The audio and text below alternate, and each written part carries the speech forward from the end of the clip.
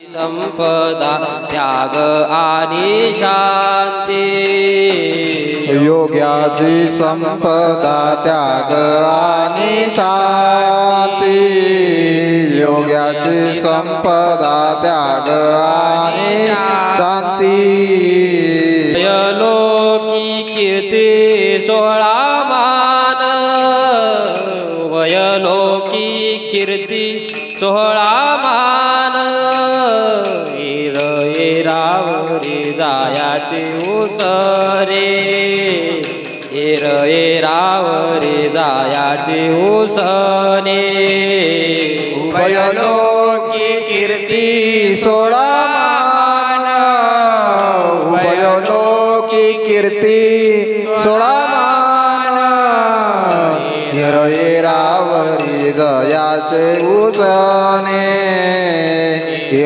रावरी जयाचे उसने योग्या छळी देणे धारावेशी आ आ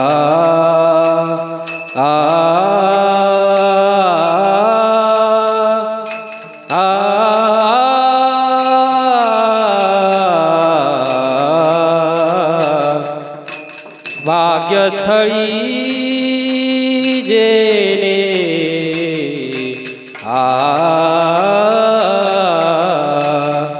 भाग्यस्थळी देणे जाडावेसी भाग्यस्थळी देणे जाडावेसी रावरी जयाचे उसने रावरी जयाचे उसने विठ्ठल विठ्ठल विठ्ठल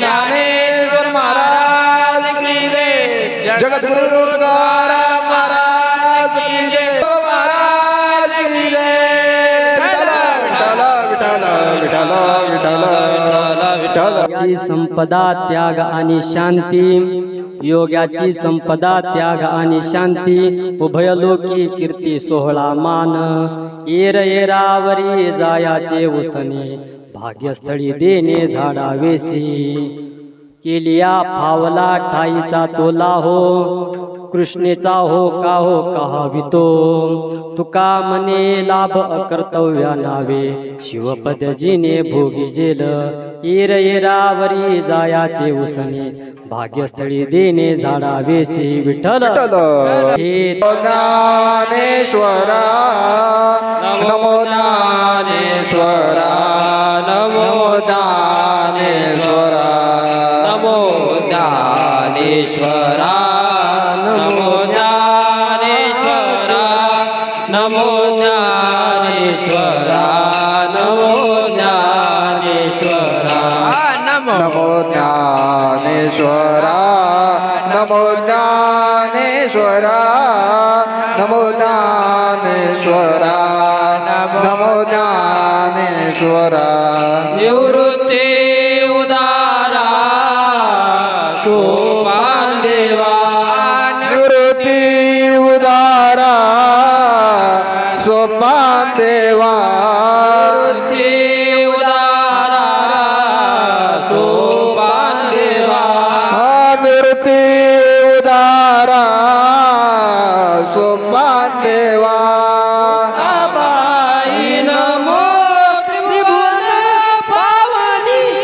मुक्ताबाई नमो त्रिभुवन पावनी मुक्ताबाई नमो त्रिभुवन पावनी आद्यबाई नमो त्रिभुवन पावनी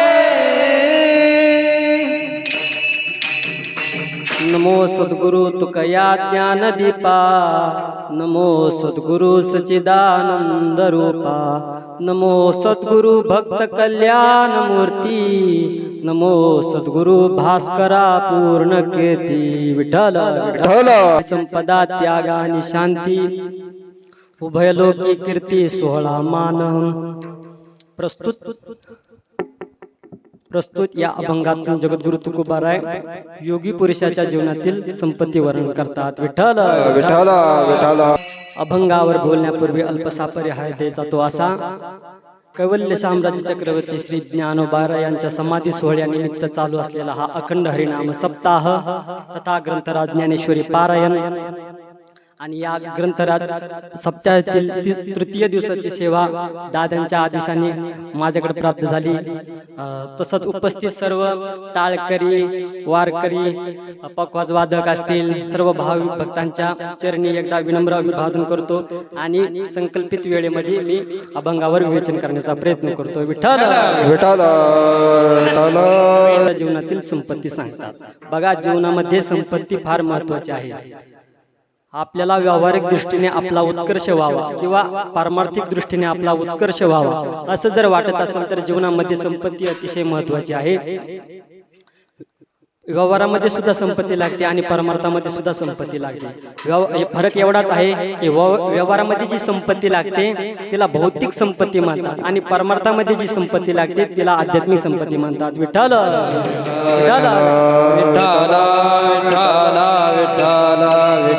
संपत्ती लागते. सायकलवरून त्याचा उत्कर्ष मोटरसायकल मध्ये करायचा असेल तर त्याला संपत्ती लागते, पैसा लागतो. आणि त्याला मोटरसायकलवरून त्याचा उत्कर्ष फोर व्हीलर मध्ये जर करायचा असेल तर त्यासाठी संपत्ती लागते, पैसा लागतो. म्हणजे भौतिक क्षेत्रामध्ये आपल्याला आपला उत्कर्ष करायचा असेल तर त्यासाठी संपत्ती लागते, पैसा लागतो. म्हणजे झोपडीत जरी राहणारा एखादा मनुष्य असेल आणि त्याला बंगल्यात राहण्याची इच्छा झाली, बंगला बांधण्यासाठी त्याला संपत्तीची आवश्यकता असते. विठ्ठल विठ्ठल विठ्ठल विठ्ठल विठ्ठल. त्या भौतिक संपत्ती नसेल तर त्याला उत्कर्ष करू शकत नाही. तसंच परमार्थामध्ये सुद्धा संपत्ती लागते, जिला आध्यात्मिक तिला किंवा पारलौकिक किंवा अलौकिक संपत्ती सुद्धा म्हणतात. ही जर संपत्ती परमार्थामध्ये असेल तर आपण परमार्थामध्ये उत्कर्ष करू शकतो. आणि ही संपत्ती जर परमार्थामध्ये नसेल तर आपण परमार्थामध्ये उत्कर्ष करू शकत नाही. विठ्ठल विठ्ठल विठ्ठल. युगामध्ये जर भौतिक संपत्तीची परिभाषा पाहायला गेलो तर आज संपत्तीची परिभाषा वेगळी आहे आणि पूर्वीच्या काळी संपत्तीची परिभाषा वेगळी होती. बघा, पूर्वीच्या काळी असं वर्णन करायचे, गो धन गज धन बाजी धन ओर रतन धन खान जब आवत संतोष धन तब सब सूर्य समान. म्हणजे पूर्वीच्या काळी संपत्तीचे परिमाण मोजायचे असेल किंवा संपत्तीची परिभाषा सांगायची असेल तर काय केलं जायचं? गोधन म्हणजे ज्याच्याकडे गायी जास्त असतील त्याला श्रीमंत म्हटलं जायचं. ज्याच्याकडे जास्त गोधन म्हणजे गायी हीच त्याची संपत्ती असायची. मग पुढे काळ बदलला, त्यानंतर ज्याच्याकडे गजधन म्हणजे ज्याच्याकडे हत्ती जास्त असतील त्याला काय म्हणलं जायचं? श्रीमंत म्हणलं जायचं. पुढे भविष्यकाळात पुढे काळ बदलत गेला, कालांतराने भविष्यकाळामध्ये ज्याच्याकडे बाजीधन म्हणजे ज्याच्याकडे घोडे असतील त्याला श्रीमंत म्हणलं जायचं. गोधन गजधन बाजीधन और रत्न. कालांतराने काळ बदलत गेला, नंतर ज्याच्याकडे जास्त रत्न असतील त्याला काय समजलं जायचं? श्रीमंत म्हणलं जायचं. परंतु महाराज म्हणतात किंवा असं वर्णन करायचे, हे जरी धन असलं आणि जर जीवनामध्ये संतोष नावाचं जर धन नसेल तर हे संपूर्ण धन बाजूला होऊन जातात. म्हणजे श्रीमंत माणसाकडे कितीही धन असू द्या, जर अंतःकरणामध्ये संतोष नसेल, समाधान नसेल तर या धनाचा काही उपयोग होत नाही. तसं महाराज म्हणतात, समाधान ही संपत्ती म्हणजे समाधान हीच खरी संपत्ती आहे. विठ्ठल विठ्ठल. समाधान ही संपत्ती म्हणजे प्रत्येक काळामध्ये संपत्तीची परिभाषा वेगवेगळी होती. आजच्या काळामध्ये जर आपण संपत्तीची परिभाषा पाहायला गेलो तर आज संपत्तीची परिभाषा काय आहे? आपण श्रीमंत कोणाला म्हणतो? संपत्तीची श्रीमंत कोणाला म्हणतो? ज्याच्या दारापुढे फोर व्हीलरच्या गाड्या उभ्या आहेत, ज्याचा बंगला मोठा आहे, ज्याच्याकडे अँड्रॉइडचा मोबाईल आहे, अँड्रॉइडचा किंवा त्यामध्ये सुद्धा ज्याच्याकडे ऍपलचा मोबाईल आहे त्याला आपण श्रीमंत म्हणतो. म्हणजे ज्याच्याकडे श्रीमंतीची परिभाषा प्रत्येक काळामध्ये बदलत गेली, तशी प्रत्येक काळामध्ये बदलत गेली तसे प्रत्येक जीवाच्या दृष्टीनं संपत्तीची परिभाषा वेगवेगळी आहे. विठ्ठल विठ्ठल. आपण जर प्रत्येकाची एक संपत्ती असे म्हणायला आपण म्हणू शकत नाही, कारण की प्रत्येक प्रत्येक जीवाच्या दृष्टीने संपत्तीची परिभाषा वेगवेगळी आहे. बघा, आपण एखाद्या शेतकऱ्याला जर विचारलं तुझी संपत्ती काय आहे, तो शेतकरी काय सांगेल की माझी शेती ही माझी काय आहे, संपत्ती आहे. म्हणजे नवे नवे या शेती करता लागणारे अवजारे असतील किंवा या शेतीमधील धान्य आहे, हे काय आहे, माझी संपत्ती आहे. म्हणजे बघा, आपण पहिला जेव्हा शेतातून मळणी यंत्रातून धान्य काढतो, धान्य काढून आणल्यानंतर जेव्हा ती गाडी, धान्याची गाडी जेव्हा घरी येते, घरी आल्यानंतर आपल्या दारापुढे जेव्हा गाडी येते तेव्हा आपल्या घरामधील आई काय करत असते, त्या गाडीला ओळखते. म्हणजे ती धान्याच्या रूपाने लक्ष्मी जशी घरी येते तीच संपत्ती आपण तिला समजतो. म्हणजे धान्याच्या रूपाने ती संपत्ती येत असते. विठ्ठल विठ्ठल. म्हणजे शेतकऱ्याच्या दृष्टीने संपत्तीची परिभाषा वेगळी आहे. जसं मेंढपाळाला, एखाद्या मेंढपाळाला विचारलं किंवा धनगराला विचारलं त्याची संपत्ती, तुझी संपत्ती, तुमची संपत्ती काय आहे, तर तो काय सांगेल की माझी जे हे चरणाऱ्या ज्या मेंढ्या दिसत आहेत ना, ही माझी संपत्ती आहे. म्हणजे मेंढपाळाच्या दृष्टीने संपत्तीची परिभाषा वेगळी आहे. जसं आपण एखाद्या मुस्लिम युवकाला जर विचारलं तुझी संपत्ती काय आहे, तर तो काय सांगेल, माझी मुलं हीच माझी संपत्ती आहे. म्हणजे ती 1 डझन असो की 2 डझन आहे, ही जशी संपत्ती, म्हणजे प्रत्येकाची संपत्ती वेगवेगळी आहे. जसं आपण एखाद्या परमार्थामध्ये गेलो आणि परमार्थामध्ये जर एखाद्या साधकाला विचारलं तर साधकाला संपत्ती सांगत असताना विचार सागराच्या पहिल्या प्रकरणामध्ये सांगतात की साधना, विवेक, वैराग्य, समाधी, षटक आणि मुमुक्षत्व ही साधकाची काय आहे, संपत्ती आहे. विठ्ठल विठ्ठल विठ्ठल. आपण आता संपत्तीची परिभाषा प्रत्येकाची वेगळी. तसं आपण ज्ञानोबारांना विचारा, ज्ञानोबाराय तुमची संपत्ती काय आहे, तेव्हा ज्ञानोबाराय सांगतात, पुढती पुढती पुढती या ग्रत पुण्य संपत्ती, सर्व सुखी सर्वभूती संपूर्ण होईजे. माझी जर संपत्ती काय असेल तर हा ग्रंथ आहे. म्हणजे संपत्ती हा ज्ञानेश्वरी ग्रंथ. म्हणजे संपत्तीची परिभाषा ज्ञानोबारांच्या दृष्टीने वेगळी आहे. तसं आपण तुकोबारांना विचारलं तुमची संपत्ती काय आहे, त्यावेळेस तुकोबाराय सांगतात माझी सर संपत्ती काय आहे, आम्हा घरी धन शब्दाची सर, आम्हा घरी धन शब्दाची रत्ने, आम्हा घरी धन शब्दाची सर, आम्हा घरी धन शब्दाची रत्ने, शब्दाचीच शस्त्रे यज्ञ करू, शब्दाचीच शस्त्रे यज्ञ करू, शब्दाची आमुचे जीवाचे जीवन, शब्दाची आमुचे जीवाचे जीवन, शब्दाची रत्ने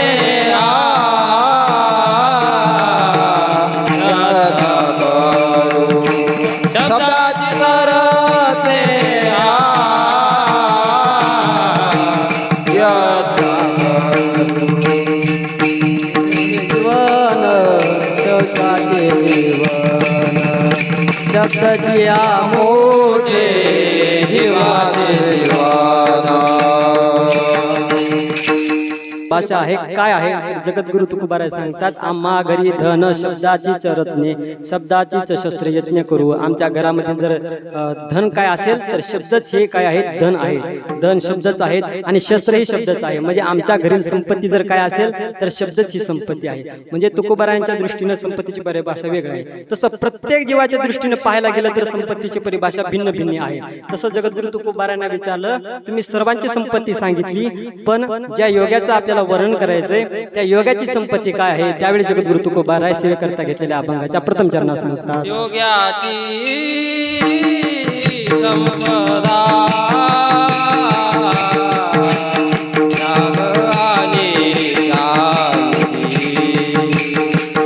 योग्याची संपदा त्याग आणि शांती, योग्याची संपदा त्याग आणि शांती, योग्याची संपदा त्याग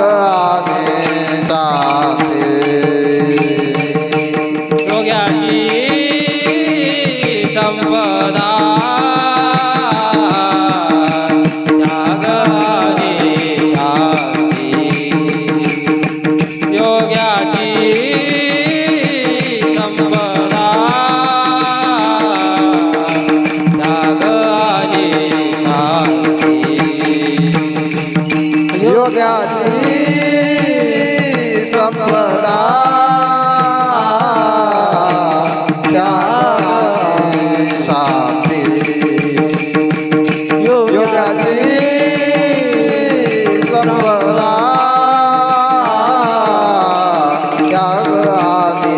शांती उभय लोकी कीर्ती सोहळा मान उभय लोकी कीर्ती सोळा मान लोकी कीर्ती सोहळा मान उभय लोकी कीर्ती सोळा मान येर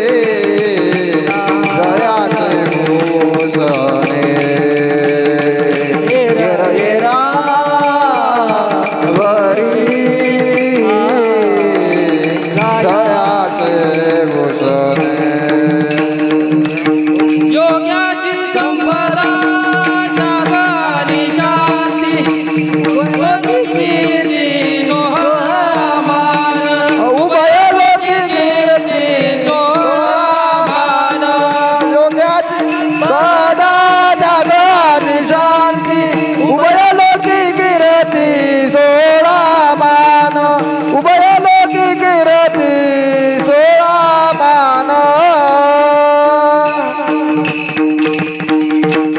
योगाची संपत्ती सांगत असताना तुकोबाराय सांगतात योगाची संपत्ती जर काय असेल तर त्याग आणि शांती ही योगाची संपदा आहे. पहा योगी योगी योगी म्हणजे काय?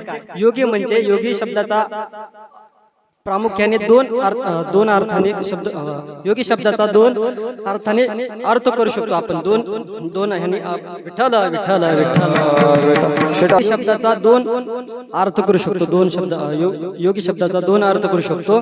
पहा योग अस्ति इति योग हा म्हणजे ज्याच्या जवळ योग आहे त्याला आपण योगी म्हणतो. बघा जसं व्यवहारामध्ये आपण म्हणतो ज्याच्या जवळ भोग आहे त्याला आपण भोगी म्हणतो.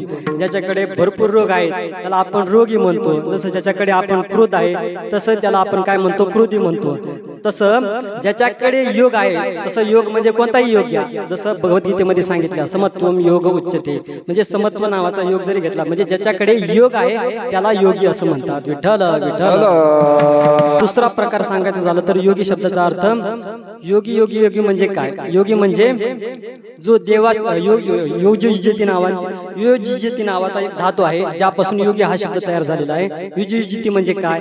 युजिजिती म्हणजे जोडणं जाणं म्हणजे तो देवाशी जोडला गेलेला आहे त्याला म्हणायचं योगी.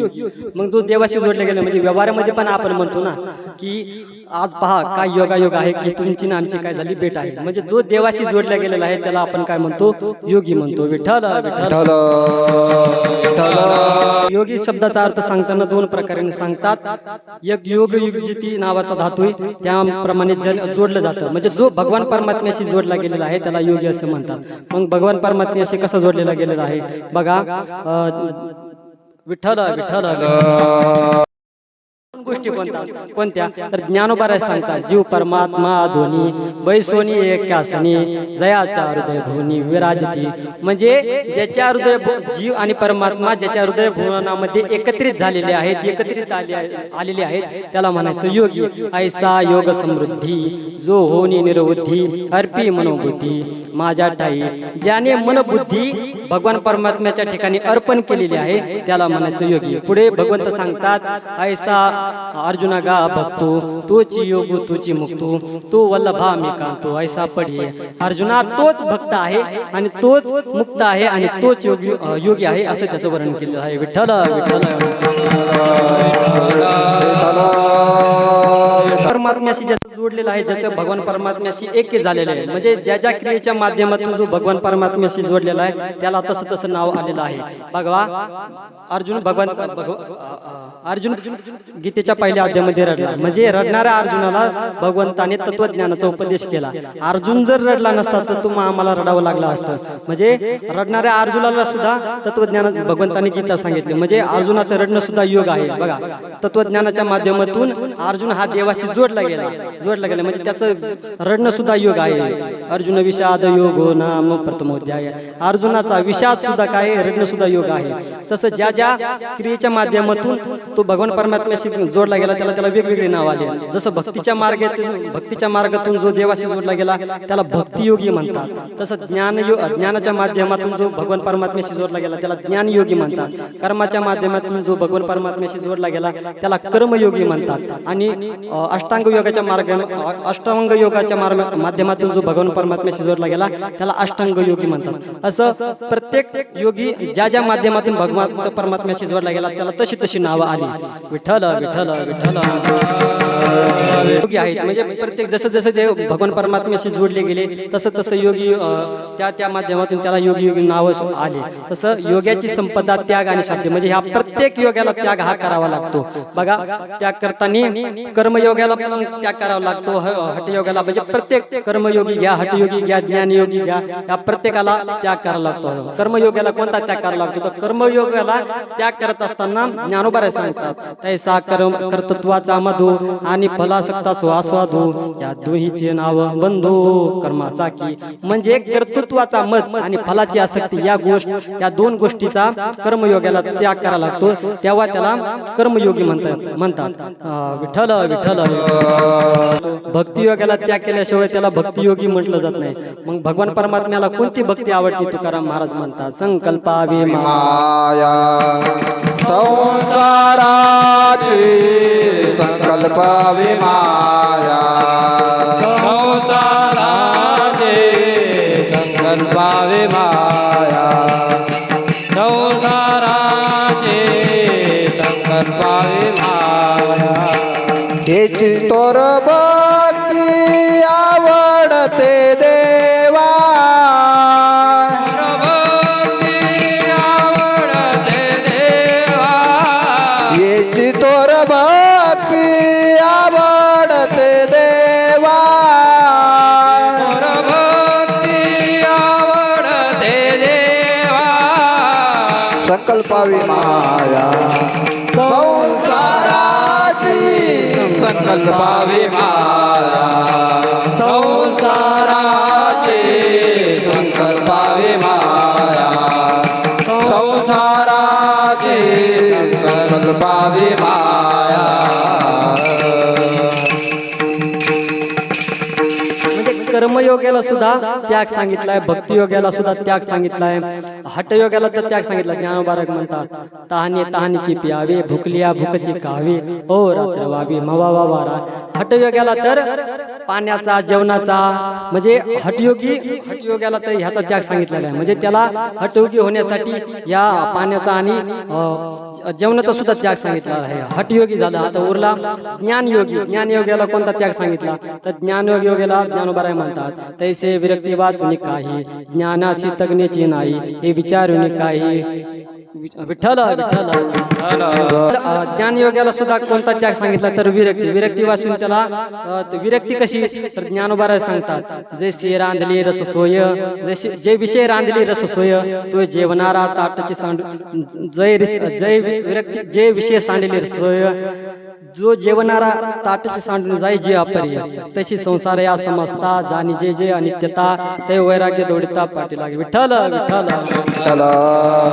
विषयी जी विरक्ती आहे ना या विरक्तीचा काय करावा लागतो ज्ञानयोगाला त्याग करावा लागतो. म्हणजे ज्ञानयोगाला त्याग आहे, कर्मयोगाला त्याग आहे, अष्टांग योगाला त्याग आहे, भक्तियोगाला सुद्धा त्याग आहे.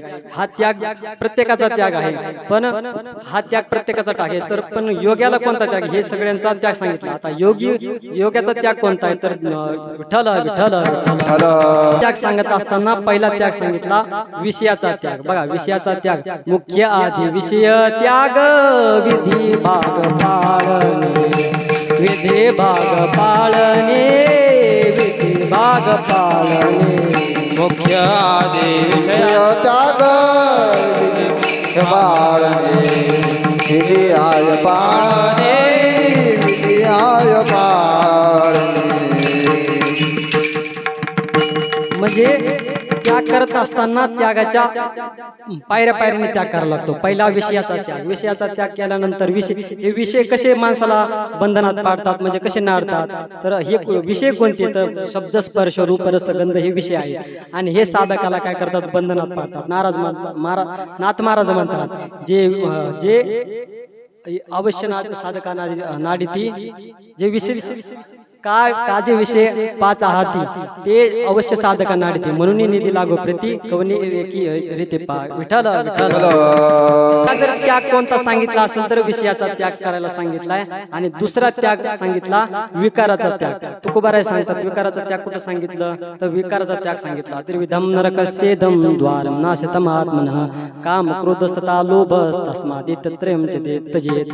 म्हणजे हे नरकाचे जे 3 द्वार सांगितले आहेत ना, त्या 3 द्वारापैकी 3 द्वार कोणते सांगितले, काम आणि क्रोध लोभ हे 3 नरकाचे द्वार आहेत. तर या तिघांचा साधकाने योग्याने काय केला पाहिजे, त्याग केला पाहिजे. तस्मात त्रयम त्यजेत, म्हणजे याचा त्याग केला पाहिजे. विठ्ठल विठ्ठल विठ्ठल विठ्ठल. तिसरा त्याग सांगितला तो शरीराविषयी अहंतेचा, म्हणजे अहंकाराचा त्याग करायला सांगितला.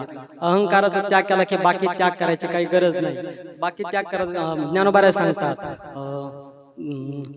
का मृतिका त्याग घटू तंतु त्यागे पटू देवी जे बैठकीचा त्यागे. म्हणजे ज्ञानोबाराय म्हणतात मातीचा त्याग केला की मातीचा त्याग की घटाचा त्याग वेगळा त्याग करायची गरज नाही. तसं मातीचा त्याग तंतूचा त्याग केला की पटाचा त्याग करायची गरज नाही. तसं बीजाचा त्याग केला की वटवृक्षाचा त्याग करायची गरज नाही. तसं अहंकाराचा त्याग केला की बाकीच्यांचा काही त्याग करायचा गरज नाही. विठ्ठल विठ्ठल. योग्याची संपत्ती सांगत असताना 3 प्रकारचा त्याग सांगितला. एक विषयाचा, दुसरा विकाराचा आणि तिसरा देहाविषयी असणाऱ्या अहंतेचा. या तिघांचा त्याग केला की त्याला योगी असं म्हणतात. विठ्ठल विठ्ठल विठ्ठल विठ्ठल. योग्याची संपत्ती सांगत असताना त्याग ही संपत्ती सांगितली. तसं योग्याची संपत्ती सांगत असताना शांती एक संपत्ती सांगितली. शांतीमध्ये कोणत्या शांतीच्या मध्ये पण 2 प्रकार पडतात. एक साधन रूप शांती आणि एक स्वरूप शांती. साधन रूप शांती कशाला म्हणतात, जी साधन करताना धारण करायला लागते किंवा साधन केल्यानंतर जी शांती प्राप्त होते तिला साधन रूप शांती म्हणतात. बघा, एखादी महिला जर सकाळपासून काम करत असेल आणि काम केल्यानंतर ती काय म्हणत असते, त्याच्या तोंडातून एक बाहेर शब्द पडतो की काय, दुपारपर्यंत जर ती काम करत असेल तर ती काय म्हणते की आता मला कुठेतरी विश्रांती मिळाली, कुठेतरी मला आता शांती मिळाली. म्हणजे जी ही साधन करत असताना, ती सकाळपासून जी साधन करत असताना तिला दुपारपर्यंत जिने ते काम केलं तर तिला जी शांती प्राप्ती मिळाली, विश्रांती प्राप्त मिळाली, तिला साधन रूप शांती म्हणतात. विठ्ठल विठ्ठल विठ्ठल. तर जी शांती प्राप्त होते तिला साधन करत असताना जी धारण करायला लागते ती साधन रूप शांती म्हणतात. म्हणजे बघा, आपण जर परमार्थामध्ये गेलो, परमार्थामध्ये जर आपण साधन करायला लागलो, भजन वगैरे करायला लागलो, तर आपल्याला नाही का काय लोक काय करतात, आड येतात, म्हणजे भजनाला विक्षेप करतात. तसं त्यानंतर आपण त्यांना काय म्हणतो, म्हणजे येती भजन आड दावी ते प्रपंचाचे कोड काय करतात, आपल्याला संसार कसा सुखाचा आहे हे दाखवून देतात. म्हणजे या असे लोक आहेत की यांना काय करावं लागतं, मग आपण शांत राहूनच आपण त्यांचा विरोध केला पाहिजे. म्हणजे शांततेत राहिलं पाहिजे. म्हणजे यांना शांती धारण करायला लागते. ही जी शांती आहे त्याला साधन रूप शांती म्हणतात. विठ्ठल विठ्ठल सांगितली आहे ती स्वरूप शांती सांगितली आहे. ज्ञानोबाराय सांगतात स्वरूप शांतीची स्वरूप शांती सांगतात. ज्ञान ज्ञाता ज्ञेय ज्ञान या तिन्ही त्रिपुटींना गिळून जी स्वरूपभूत अवस्थेला प्राप्त होते तिला काय म्हणतात, तिला ती खरी शांती आहे. आणि ही शांती योग्याची शांती आहे. विठ्ठल विठ्ठल. योग्याची संपत्ती सांगत असताना त्याग आणि शांती ही 2 संपत्ती सांगितली. या शांतीमुळे आणि या त्यागामुळे योग्याला काय प्राप्त होतं, उभयलोकी 16 कीर्तिमान. म्हणजे या शांतीमुळे आणि त्यागामुळे त्याचा काय होतो, 16 होतो, त्याची कीर्ती होती, त्याला मान मिळतो या शांतीमुळे आणि त्यागामुळे. जसं पाहायला गेलं तर विठ्ठल विठ्ठल विठ्ठल. उभय लोकी कीर्ती सोहळा मान. सोहळा करत असताना सोहळा कशाला म्हणतात? अनेकांनी एकत्रित येऊन आनंदोत्सव साजरा करणं याला काय म्हणतात? सोहळा म्हणतात. बघा आपण सोहळा करत असताना पहा, म्हणजे ही जी सोहळा सांगितलाय उभयलोकी कीर्ती, या योगाचा जो सोहळा सांगितलाय ना, हा सोहळा उभयलोकी कीर्ती सोहळा मान, म्हणजे हा सोहळा आणि कीर्ती आणि मान हा गौण गौण गौण सोहळा आणि कीर्ती मान आहे. म्हणजे याचा सोहळा हा इथंच या इहलोकातच होतो, हा परलोकात नाही होतो. म्हणजे परलोकात आणि इहलोकात योगाचा सोहळा होतो. तसा आपला तुमचा आमचा जर सोहळा पाहायला गेलो तर आपला सोहळा फक्त इहलोकातच होतो, परलोकात होत नाही. म्हणून योगाचा उभयलोकी कीर्ती सोहळा मान या दोन लोकांमध्ये योगाचा सोहळा सांगितला. विठ्ठल विठ्ठल विठ्ठल विठ्ठल विठ्ठल विठ्ठल. तुकोबारायांनी जे वर्णन केलेलं आहे या अभंगामध्ये, हे खरं वर्णन पाहायला गेलं तर हे ज्ञानोबारायांचं वर्णन आहे. बघा आपण ज्ञानोबारायांकडे पाहायला गेलं तर ज्ञानोबारायांच्या जीवनामध्ये आपण ज्ञानोबारा योगी आहे, ज्ञानोबारायांच्या जीवनामध्ये त्यागही आहे आणि ज्ञानोबारायांच्या जीवनामध्ये शांती हे आपल्याला पाहायला मिळते. बघा ज्ञानोबारायांच्या जीवनामध्ये त्याग जर पाहायला गेलं तर ज्ञानोबारा योगी पाहायला गेलं तर ज्ञानोबारा योगी आहेत का नाही? ज्ञानोबारायांचं देवाशी बघा, ज्ञानोबारायांचं वर्णन स्वतः भगवंत परमात्म्याने केलेलं आहे. देव म्हणती रुक्मिणी हा एकच योगी देखील नाही, हे ज्ञान जाण संजीवनी त्रैलोक्याशी. म्हणजे हे कोण म्हणतं तर भगवंत परमात्मा स्वतः म्हणतात. तर नामदेव महाराज पुढे चालून नामदेव महाराज म्हणतात तर ज्ञानोबारा योगी नाही तर योग्याचे काय आहे? माऊली आहे. ज्ञानराज माझी योग्याची माऊली ज्ञानराज माझी, योगाचे माऊली ज्ञानराज माझे, योग्याची माऊली ज्ञानराज माझे, योग्याची माऊली. निगमवल्ली प्रगट केले, निगमवल्ली प्रगट केली, ज्ञानराज माझे, योग्याची माऊली ज्ञानराज माझे. नाव ज्ञानेश्वरी बघा ज्ञानोबारा योगी आहे, योगी आहेत आणि ज्ञानोबारायांचा त्याग पाहिलं तर ज्ञानोबारायांचं पूर्ण जीवन त्यागमय आहे. आणि ज्ञानोबारायांचा त्याग पाहायला गेलं तर ज्ञानोबारायांच्या वडिलापासून त्याग आहे. बघा ज्ञानोबारायांच्या पूर्वी ज्ञानोबारायांच्या आई वडिलांचा त्याग आहे आणि ज्ञानोबारायांचा त्याग पाहायला गेलं तर ज्ञानोबारायांना बघा, ज्ञानोबारा ज्या वेळेस होते, आज ज्ञानोबारायांचा सोहळा आहे, आज ज्ञानोबारायांचा मान आहे, आज ज्ञानोबारायांची कीर्ती आहे. ज्यावेळेस ज्ञानोबाराय होते त्यावेळेस ज्ञानोबारायांना लोकांनी किती त्रास दिला. ज्ञानोबारायांना राहायला घर नव्हतं तर ज्ञानोबारायांनी झोपडी सिद्धपेठामध्ये झोपडी येऊन राहिली. ज्ञानोबारायांच्या जीवनामध्ये बघा किती त्याग होता. लोकांनी त्यांना मधुकरी मिळून दिले नाही, मधुकरी मिळून नाही. ज्ञानोबारायांना दुपारच्या प्रहारामध्ये जावं लागायचं, दुपारी 12 वाजता जावं लागायचं. जर कारण की ज्ञानोबारायांची जर सावली लोकांच्या अंगावर पडली तर लोक काय करायचे? अशुभ मानायचे. म्हणून ज्ञानोबारायांच्या जीवनामध्ये त्याग आहे. ज्ञानोबारा योगी पण आहेत आणि ज्ञानोबारायांच्या जीवनात स्वरूप शांती आहे. ज्ञानोबारायांच्या जीवनातली स्वरूप शांती नाथ महाराजांनी सांगितले. रेड्या मुखी वेद बोलविला अर्थ तुझा सारविला, रेड्या मुखे वेद बोलविला, गर्व वेदांत हारविला. रेड्या मुखी वेद बोलविला गर्व तुझा सारविला, रेड्या मुखे वेद बोलविला, गर्व वेदांत हारविला. शांती रूपे प्रगटला ज्ञानोबा, शांती रूपे प्रगटला ज्ञानोबा माझा, शांती रूपे प्रगटला ज्ञानोबा माझा, शांती रूपे प्रगटला ज्ञानोबा माझा. ज्ञानोबारायांच्या ठिकाणी शांती पण आपल्याला पाहायला मिळते. ज्ञानोबारायांच्या शांती कोणती तर स्वरूप शांती आहे. ज्ञानोबारायांच्या जीवनामध्ये त्याग आहे, ज्ञानोबारायांच्या जीवनामध्ये शांती आहे आणि ही संपत्ती असल्यामुळे ज्ञानोबारायांचा तिन्ही लोकांमध्ये काय होतो? विठ्ठल विठ्ठल विठ्ठल. ज्ञानोबारायांचा सोहळा या लोकात होतो आणि परलोकातही होतो. म्हणे गाजे वैकुंठी सोहळा, या हे भो मंडळा माझी कीर्ती, या हे भो मंडळा माझी कीर्ती.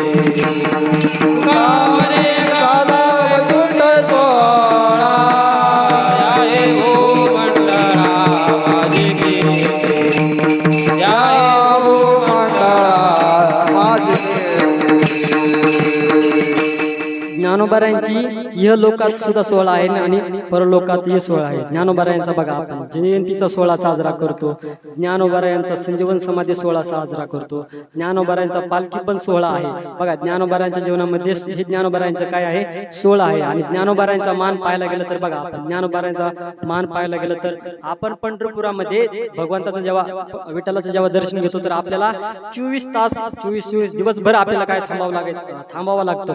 आणि ज्ञानोबारायांची जर पालखी आली तर ज्ञानोबारायांना लगेच दर्शन करायला जाऊन देतात आतमध्ये. म्हणजे ज्ञानोबारायांच्या जीवनामध्ये मान आहे. ज्ञानोबारायांची कीर्ती पण पूर्ण समाधी प्रकरणामध्ये सांगतात, त्रैलोक्यात ज्ञानोबारायांची कीर्ती आहे. विठ्ठल विठ्ठल विठ्ठल साठी जयाचे मुसने रे रावरी जयाचे मुसने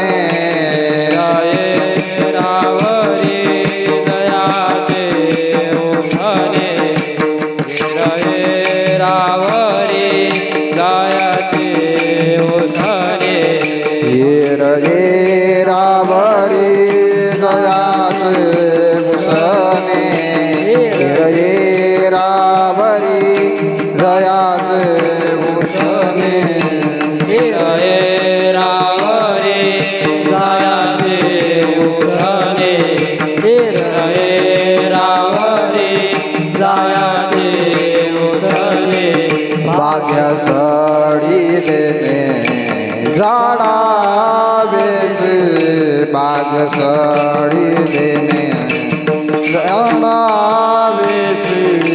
रे रावरी जयाचे उसने रे रावरी जयाचे उसने भाग्यतारी झाडा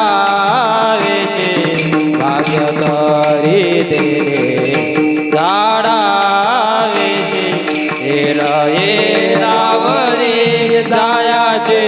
शांतीवर उष्ण आहे आणि शांतीचं त्यागावर उष्ण आहे. त्यागाचं शांतीवर कसं उष्ण आहे, त्यागात म्हणजे त्याग केल्याशिवाय आपल्याला शांती प्राप्त होत नाही. म्हणजे त्यागा शांती निरंतरम, त्यागा शांती निरंतरम. विठ्ठल विठ्ठल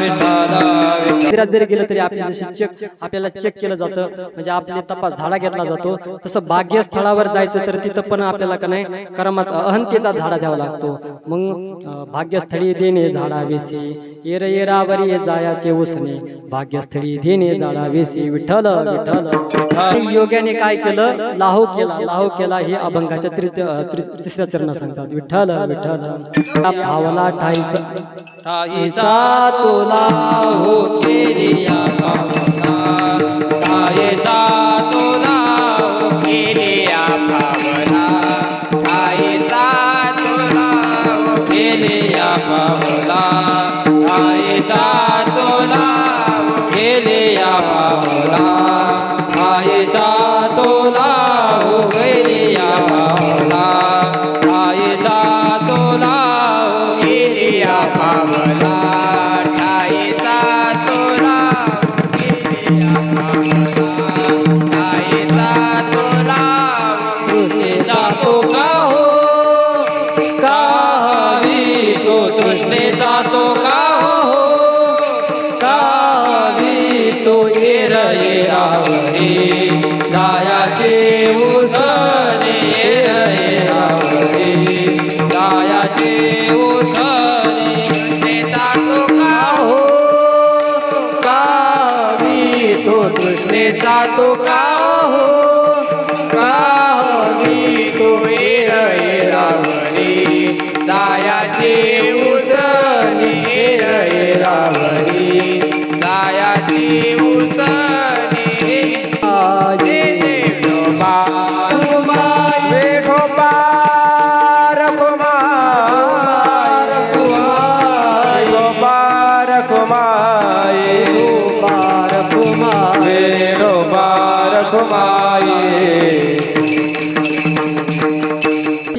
योगाकडे त्याग आणि ही संपत्ती आहे. तशी आपल्या जीवनामध्ये आपल्याला जर संपत्ती जर काय प्राप्त करायची असेल तर 16व्या अध्यायामध्ये देवी संपत्तीचे 26 लक्षणं सांगितले. ती पण आपण अशी आपल्या जीवनामध्ये कोणती जर संपत्ती मिळवली पाहिजे तर हे 26 गुण जे सांगितलेले आहेत ना भगवद्गीतेमध्ये हे आपण धारण केले पाहिजे. झालेली सेवा विश्व माऊली ज्ञानोबा यांच्या चरणी समर्पित करतो आणि इथे सेवेला पूर्ण विराम देतो. विठ्ठल ज्ञानेश्वर विठ्ठल जय जय. लाभ कर्तव्या नावे तुका मने लाभ अकर्तव्या नावे तुका मने लाभ अकर्तव्या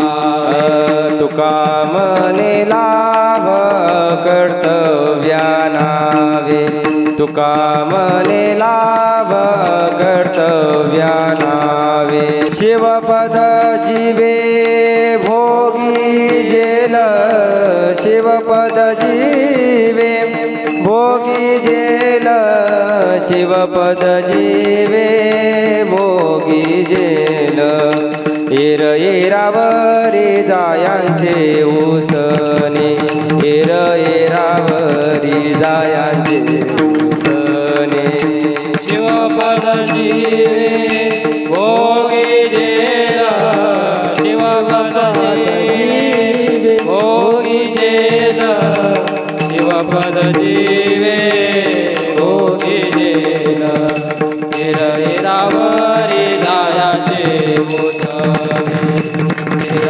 एरावरी जायाचे उसने भाग्यस्थळी देणे झाडा वेशे. खूप गोड असं चिंतन आमचे किरण महाराज सुरवसे यांनी केलेलं आहे. असं गोड चिंतन आणि अशा गोड चाली बरं का महाराज. गोड बाबा आहे की नाही. गोड चिंतन गोड चाली फक्त संस्थेच्याच विद्यार्थ्यांकडे असतात. संस्थेचे विद्यार्थी खूप छान आपल्या संस्थेत पहिले होते महाराज, आता संस्थेत आहेत. गीता कंठस्थ आहे. आमचे बाबांचे आज आगमन झालेले पूज्य बद्रीनाथ महाराज घुगे बाबांकडे पण खूप वारकरी चाली खूप छान सुंदर जुन्या चाली खूप छान म्हणतात. असो तर आजचे कीर्तनकार किरण महाराज सुरवसे यांचा या ठिकाणी छोटासा सत्कार होतोय तर त्याचा त्यांनी स्वीकार केला.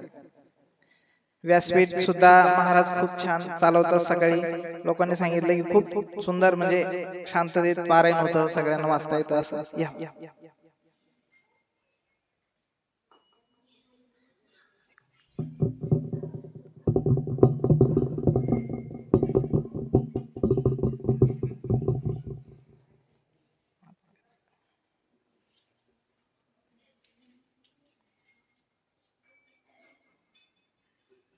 कुंडली कवरदार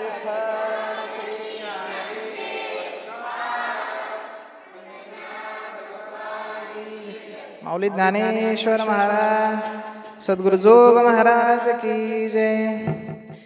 तसेच महाराजांना साथ करण्यासाठी आलेले आमचे हरिभक्त पारायण रामचंद्र महाराज पवार यांचाही सत्कार या ठिकाणी होतोय. या महाराज.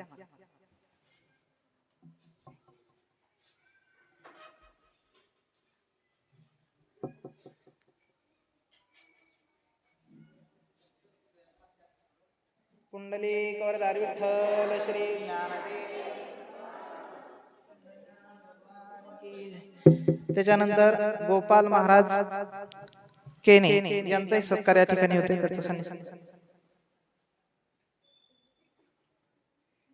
कुंडली कवरदार विठ्ठल श्री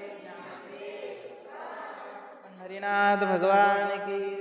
त्याच्यानंतर सिद्धेश महाराज निघोड यांचाही सत्कार होतो तर त्याचा त्यांनी स्वीकार करावा.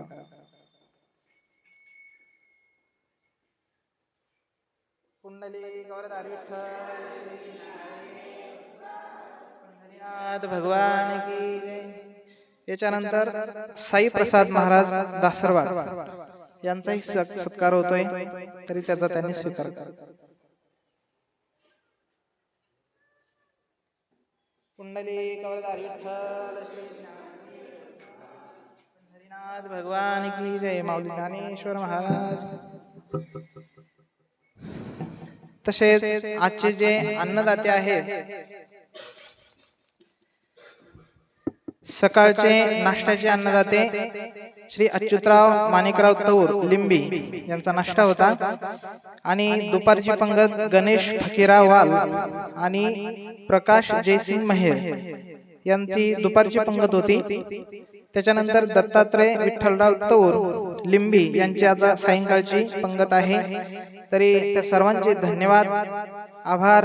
आणि आता लगेच भोजनासाठी सर्वांनी वरती बसून घ्यायचे. विद्यार्थ्यांनी ड्रेस चेंज करा आणि वाढायला. पंढरीनाथ भगवान की जय. माऊली ज्ञानेश्वर महाराज की जय. जगद्गुरु तुकाराम महाराज.